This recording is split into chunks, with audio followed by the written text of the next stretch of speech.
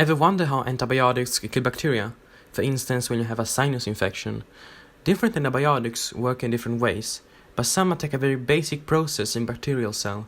They knock out the ability to make new proteins. To use a little molecular biology vocab, these antibiotics block translation. In the process of translation, a cell reads information from a molecule called messenger RNA and uses this information to build a protein. It is just this process we'll look deeper into today.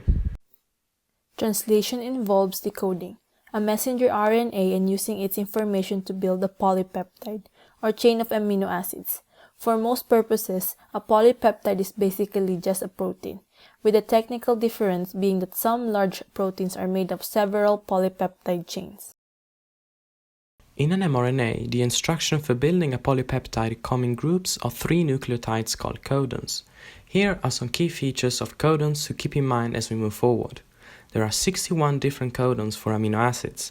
3 stop codons mark the polypeptide as finished, and 1 codon, AUG, is a start signal to kick off translation. It also specifies the amino acid methionine.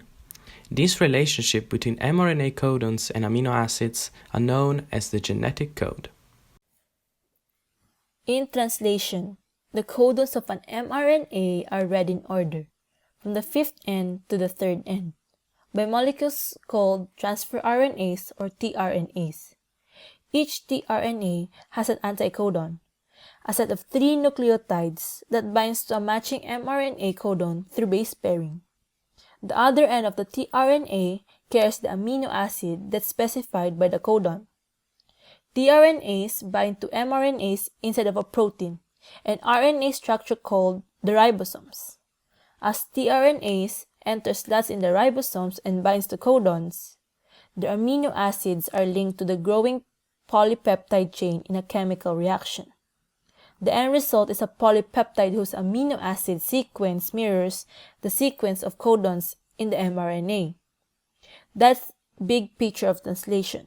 But what about the nitty-gritty of how translation begins, proceeds, and finishes? Let's take a look. A book or a movie has 3 basic parts: a beginning, a middle, and an end. Translation has pretty much the same 3 parts, but they have fancier names: initiation, elongation, and termination.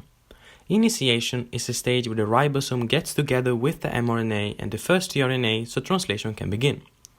Elongation is where amino acids are brought to the ribosome by tRNAs and linked together to form a chain. Termination is the last stage where the finished polypeptide is released to go and do its job in the cell. Let's take a closer look at how each stage works. In order for translation to start, we need a few key ingredients. These include a ribosome, which comes in 2 pieces, large and small. An mRNA with instructions for the protein we'll build. An initiator, tRNA, carrying the first amino acid in the protein, which is almost always methionine. During initiation, these pieces must come together in just the right way.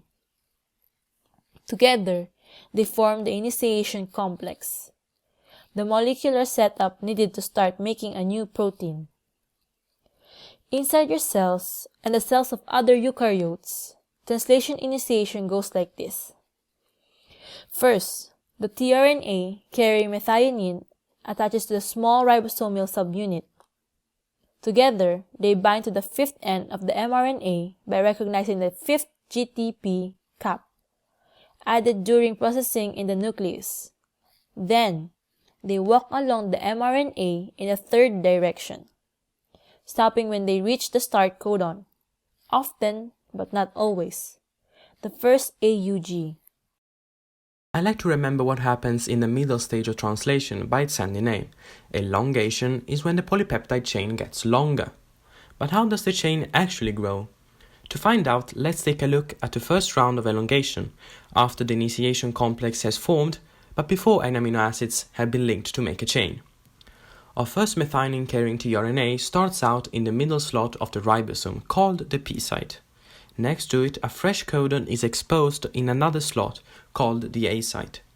The A site will be the landing site for the next tRNA, one whose anticodon is a perfect complementary match for the exposed codon.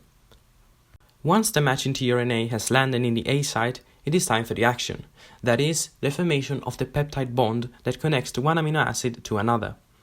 This step transfers the methionine from the first tRNA onto the amino acid of the second tRNA in the A site. Not bad, now we have two amino acids, a very tiny polypeptide. The methionine forms the N-terminus of the polypeptide, and the other amino acid is the C-terminus. But odds are we may want a longer polypeptide than just two amino acids. How does the chain continue to grow? Once the peptide bond is formed, the mRNA is pulled onwards through the ribosome by exactly one codon. This shift allows the first empty tRNA to drift out via the E exit site. It also exposes a new codon in the A site, so the whole cycle can repeat. Polypeptides, like all good things, must eventually come to an end. Translation ends in a process called termination. Termination happens when a stop codon in the mRNA, UAA, UAG, or UGA enters the A site. Stop codons are recognized by proteins called release factors, which fit neatly into the P site, though they aren't tRNAs. Release factors mess with the enzyme that normally forms peptide bonds. They make it add a water molecule to the last amino acid of the chain. This reaction separates the chain from the tRNA and the newly made protein is released. What next? Luckily, translation equipment is very reusable. After the small and large ribosomal subunit separates from the mRNA and from each other, each element can, and usually quickly does, take part in another round of translation. Our polypeptide has now all its amino acids. Does that mean it's ready to do its job in a cell? Not necessarily. Polypeptides often need some edits. During and after translation, amino acids may be chemically altered or removed.